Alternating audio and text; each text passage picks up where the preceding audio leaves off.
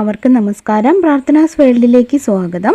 ഇന്നും ഞാൻ വന്നിട്ടുള്ളത് എല്ലാവർക്കും ഉപയോഗപ്പെടുന്ന, എല്ലാവരും ചോദിച്ചിട്ടുള്ള കുറച്ച് ടിപ്സിൻ്റെയൊക്കെ കളക്ഷൻ ആയിട്ടാണ്. അപ്പോൾ ഇതിനു മുമ്പ് ഞാൻ ഒരുപാട് ടിപ്സിൻ്റെ വീഡിയോസ് അപ്ലോഡ് ചെയ്തു. അപ്പോൾ അത് കാണാത്തവരൊക്കെ കണ്ടു നോക്കാം കേട്ടോ. നിങ്ങളുടെ ഒരുപാട് ചോദ്യങ്ങൾക്കുള്ള ഉത്തരം അതിൻ്റെ ഉള്ളിൽ തന്നെ ഉണ്ടാവും.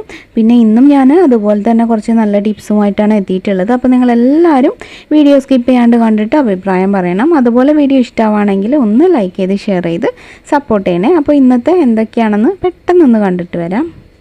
ആദ്യത്തെ ടിപ്പിന് വേണ്ടിയിട്ട് ഞാൻ എടുത്തിട്ടുള്ളത് വാഴയിലയാണ്. അപ്പോൾ വാഴയിലേൻ്റെ ആ ഒരു നടുവിലുള്ള ഈ ഒരു തണ്ടില്ലേ, അതാണ് ഞാൻ എടുക്കുന്നത് കേട്ടോ. അപ്പോൾ നല്ല കുറച്ച് വലിപ്പമുള്ള വാഴയിലയുടെ ഒരു തണ്ട് നോക്കിയിട്ട് നമുക്ക് ഇലയൊക്കെ മാറ്റിയിട്ട് കട്ട് ചെയ്തെടുക്കാം.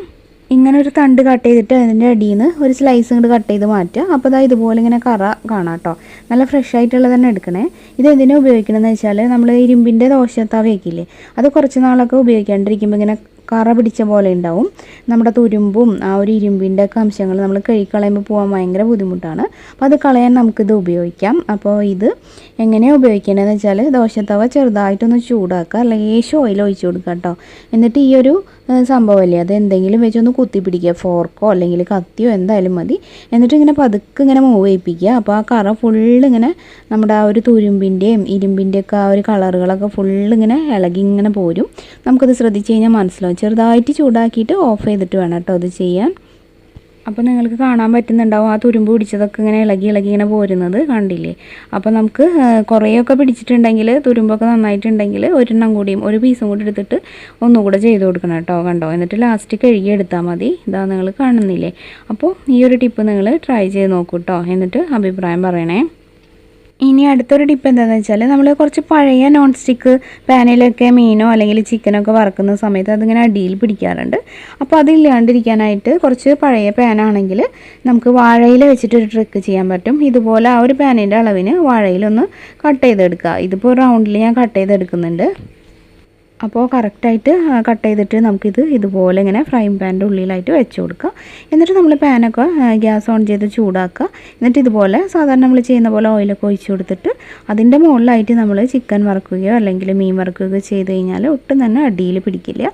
അപ്പോൾ കുറച്ച് നേരം ഇങ്ങനെ പൊന്തി നിന്നാലും കുറച്ച് കഴിയുമ്പോൾ അത് താന്നിട്ട് കറക്റ്റായിട്ട് ആ ഇല ഇരുന്നോളൂ കേട്ടോ. പിന്നെ അതൊരു ഡിസ്റ്റർബൻസ് ആവില്ല. നമുക്ക് ലാസ്റ്റ് എല്ലാം കഴിയുമ്പോൾ ഇത് മാറ്റിയാൽ മതി. ഒരു 2-3 ട്രിപ്പൊക്കെ നമുക്ക് ഈ ഒരു ഇല വെച്ചിനെ വറുത്തെടുക്കാം. അതിൽ കൂടുതൽ ഒരുപാടൊക്കെ ചെയ്യാനുണ്ടെങ്കിൽ പിന്നെ വേറെ എല്ലാം വെച്ച് കൊടുക്കേണ്ടി വരും. അപ്പോൾ അതാ കണ്ടോ, ഒട്ടും തന്നെ പിടിക്കാതെ നമുക്ക് ചെയ്തെടുക്കാം. അപ്പോൾ എല്ലാവരും ഈ ഒരു ടിപ്പും ട്രൈ ചെയ്ത് നോക്കൂ.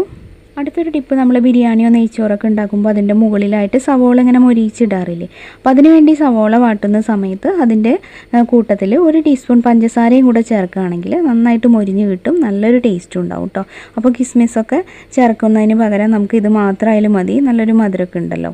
അടുത്ത ടിപ്പ് എന്താണെന്ന് വെച്ചാൽ, ചിക്കൻ നമ്മൾ കഴുകിയ ശേഷം കുറച്ച് വിനാഗിരിയും ഉപ്പും കൂടെ ചേർത്തിട്ടുള്ള വെള്ളത്തിൽ കുറച്ച് സമയം സോക്ക് ചെയ്ത് വെക്കുക. ഒരു അരമണിക്കൂറെങ്കിലും വെച്ചിട്ട് നമ്മൾ ചിക്കൻ കറി വയ്ക്കുകയാണെങ്കിൽ നല്ല സോഫ്റ്റായിട്ട് കിട്ടും കേട്ടോ അതിൻ്റെ ഉൾഭാഗം. അടുത്തൊരു ടിപ്പ് എന്താണെന്ന് വെച്ചാൽ, മിക്സിയൊക്കെ നമ്മൾ വെക്കുന്നതിന് താഴെയായിട്ട് ഇതുപോലെ കുറച്ച് വലിയൊരു ട്രേയോ അല്ലെങ്കിൽ എന്തെങ്കിലും ഒരു പാത്രമൊക്കെ വെച്ച് കൊടുക്കുകയാണെങ്കിൽ നമ്മൾ എന്തെങ്കിലുമൊക്കെ അരയ്ക്കുമ്പോൾ അതിൽ നിന്ന് താഴെ പോയാലും അത് നമ്മുടെ കൗണ്ടർ ടോപ്പിലൊന്നും ആവില്ല. അപ്പോൾ നമുക്ക് ക്ലീൻ ചെയ്തെടുക്കാനൊക്കെ വളരെ ഈസിയാണ്. ആ പ്ലേറ്റിലേക്ക് തന്നെ വരുമല്ലോ. അപ്പോൾ ഈ ഒരു രീതിയിൽ എല്ലാവരും ഒന്ന് ട്രൈ ചെയ്ത് നോക്കൂ. അടുത്തൊരു ടിപ്പ്, നമ്മൾ ഫ്രൈങ് പാനിലൊക്കെ എന്തെങ്കിലും വറുത്ത് കഴിഞ്ഞിട്ട് ഇതുപോലെ വല്ലാതെയൊക്കെ കരിഞ്ഞിട്ടും പിന്നെ ഓയിലൊക്കെ ആയിട്ട് ഇരിക്കുന്നുണ്ടെങ്കിൽ അത് ക്ലീൻ ചെയ്യാനുള്ളൊരു ടിപ്പാണ്. ഇതുപോലെ പഴയൊരു ടൂത്ത് പേസ്റ്റിൻ്റെ ട്യൂബ് ഉണ്ടെങ്കിൽ ഒന്ന് ജസ്റ്റ് കട്ട് ചെയ്യുക. അപ്പോൾ അതിൻ്റെ ഉള്ളിൽ നമുക്ക് ആവശ്യത്തിനുള്ള ടൂത്ത് പേസ്റ്റ് ഉണ്ടാവും കേട്ടോ. അപ്പോൾ അത് എടുത്തിട്ട് നമ്മൾ നന്നായിട്ടൊന്ന് സ്പ്രെഡ് ചെയ്തിട്ട് ഒരു 5 മിനിറ്റ് വെച്ചിട്ട് നന്നായിട്ടൊന്ന് കഴുകിക്കഴിഞ്ഞാൽ എല്ലാ എണ്ണമയൊക്കെ പോയിട്ടും ആ കരിഞ്ഞതൊക്കെ പോയിട്ട് നല്ല നീറ്റായിട്ട് നമുക്ക് കിട്ടും കേട്ടോ.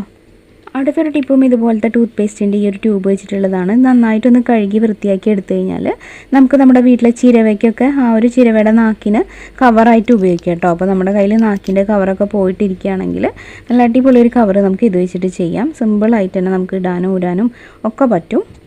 അടുത്ത ടിപ്പ്, ഇതുപോലത്തെ ഈർക്കിളി ചൂല് ഉപയോഗിക്കുന്നവർക്ക് വേണ്ടിയിട്ടുള്ളതാണ്. അപ്പോൾ ഈർക്കിളി വെച്ചിട്ടുള്ള ചൂല് നമ്മൾ ഉപയോഗിക്കുന്ന സമയത്ത് ആ ചൂലിൻ്റെ ഒരു ബാക്ക് ഭാഗം നമ്മുടെ കൈത്തണ്ടയിൽ തട്ടുമ്പോൾ അവിടെ ഇങ്ങനെ ചുവന്ന് തടിക്കാറുണ്ട്. അപ്പോൾ എനിക്കൊക്കെ ആദ്യം ഉണ്ടായിരുന്നു, ഇപ്പോൾ അതങ്ങനെ വരാറില്ല. ഇപ്പോൾ അത്ര അലർജി ഇല്ല, ആദ്യമൊക്കെ ഉണ്ടായിരുന്നു കേട്ടോ. അപ്പോൾ അങ്ങനത്തെ അലർജി ഉള്ളവർക്ക് വേണ്ടിയിട്ടുള്ള ടിപ്പാണ്.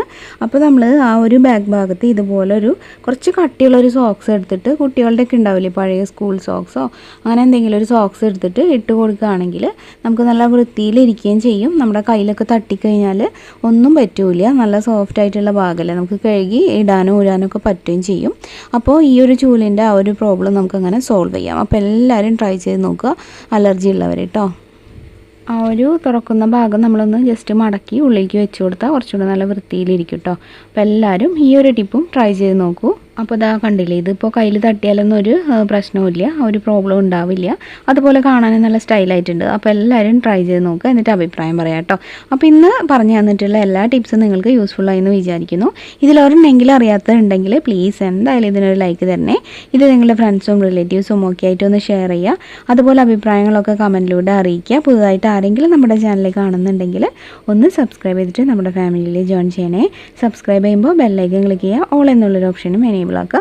അപ്പോൾ നോട്ടിഫിക്കേഷൻസ് ഒക്കെ കറക്റ്റായിട്ട് കിട്ടും. ഇനിയപ്പോൾ മറ്റൊരു നല്ല വീഡിയോ ആയിട്ട് വീണ്ടും കാണാം. എല്ലാവർക്കും നന്ദി. താങ്ക്